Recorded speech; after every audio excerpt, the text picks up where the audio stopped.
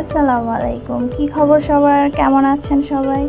আজকে আপনাদের জন্য একটা খুবই সিম্পল আর একটা সহজ রেসিপি নিয়ে আসলাম। তাহলে চলুন শুরু করি।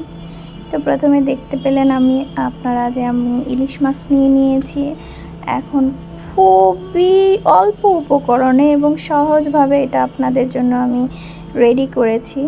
আমি জানি না কেউ ঢ্যাঁড়স দিয়ে ইলিশ খায় কি না, আমিও কখনো খাই নাই। ফর দ্য ফার্স্ট টাইম আমি এটা রান্না করেছি এবং খেয়েছি। তো টেস্টের কথা পরে বলি, আগে দেখে নিই। প্রসেসিং তো আপনারা দেখেই ফেললেন। আমি একদমই সামান্য একটু পেঁয়াজ, 1 চামচেরও কম আদা আর একটু রসুন বাটা দিয়েছি। দুটি হাফ চামচ করে দিয়েছি এবং অল্প সামান্য, আমিও ঝালটা একটু কম খাওয়ার চেষ্টা করছি ইদানিং।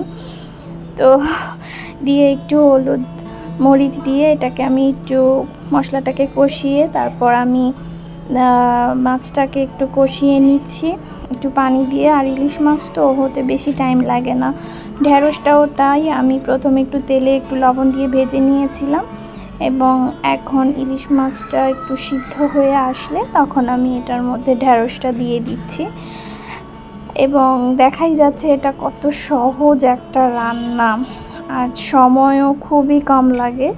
দুটোই একদম অল্প সময় হয়ে যায়, ইলিশ এবং ঢ্যাঁড়স। সো এই তো আমার রান্না শেষ, ফাইনাল লুকস। এখন আমি এটাকে খাবো, ভাত এবং ঢ্যাঁড়স মাছ।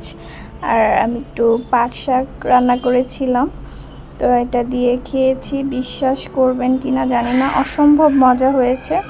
আপনারাও ট্রাই করবেন। আল্লাহ হাফেজ।